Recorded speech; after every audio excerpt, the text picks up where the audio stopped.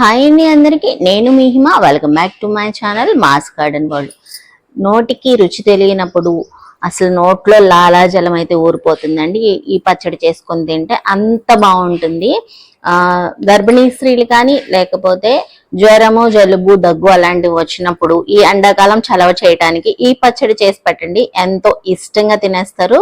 ఇప్పుడు ఎండుమిరపకాయల్ని మనము బాండి పెట్టుకొని కొంచెం ఆయిల్ వేసుకొని స్పైసీకి సరిపడా 7-8 ఎండుమిర్చి అయితే చక్కగా దోరగా బ్రౌన్ కలర్ వచ్చే వరకు చక్కగా వేయించుకున్నారు అంటే చాలా చాలా ఈజీగా ఈ పచ్చడిని రెడీ చేసేసుకోవచ్చు. ఇలా వేయించుకున్న దాన్ని రోట్లో వేసుకొని చక్కగా వేయించేసుకోవాలి. ఒక 5-6 ఎండుమిర్చి అన్నమాట.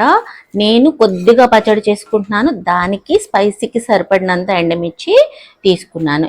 వీటిని చక్కగా కచ్చాపచ్చాగా దంచేసుకోవాలి. ఈ చట్నీ అనేది మనము చాలా సింపుల్గా చేసేసుకోవచ్చండి.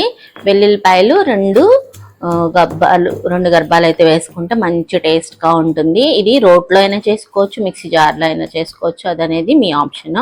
చెక్క మెత్తగా నలిగిపోయిన తర్వాత మనము ఈ ఉసిరికాయ అనేది సీజన్లో చక్క ఉప్పు పసుపు వేసి రోజు తిప్పుకుంటూ ఊరబెట్టుకున్నాం కదా, మెత్తగా అయిపోయినాయి. ఇప్పుడు అవి దీనిలో యాడ్ చేసుకోవాలి. నేను 4 స్పూన్లు ముక్కలను అయితే యాడ్ చేసుకున్నాను. పెద్ద ఉసిరికాయలు అనమాట ఇవి, రావి ఉసిరి అని అంటారు కదా, అది చాలా చాలా బాగుంటుంది. మనకి సి విటమిన్తో పాటు చాలా మంది నోరు బాగోలేదు, ఆకలి లేదు, లేకపోతే జ్వరం వచ్చింది ఎలా అని అంటూ ఉంటారు కదా, అలాంటి వాళ్ళు ఎవ్వరైనా చేసుకొని తినండి. చాలా చాలా అజీర్తి ప్రాబ్లమ్స్ కానీ, నోరు బాగోనప్పుడు కానీ ఇలాంటి ప్రాబ్లమ్స్ అన్నీ పోతాయి అన్నమాట. ఈ పచ్చడి తినడం వల్ల చలువు కూడా చేస్తుంది, అన్ని పచ్చడిలాగా వేడి చేయదు.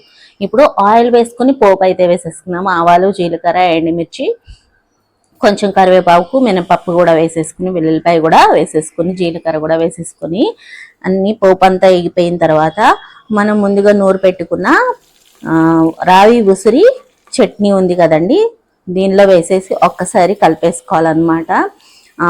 ఆయిల్ అదంతా కూడా దీనికి పట్టే వరకు బాగా కలిపేసుకుని వేడివేడి అన్నంలో వేసుకుంటే చాలా బాగుంటుంది. ఈ పచ్చడి మీరు కూడా ట్రై చేసి మీకు ఎలా వచ్చిందో నాకు ఫీడ్బ్యాక్ అయితే ఇవ్వండి. ఫస్ట్ టైం మన ఛానల్ చూసిన సబ్స్క్రైబ్ చేసి, లైక్ చేసి, ఫ్రెండ్స్కి, ఫ్యామిలీ మెంబర్స్కి షేర్ చేయండి. Thank you for watching.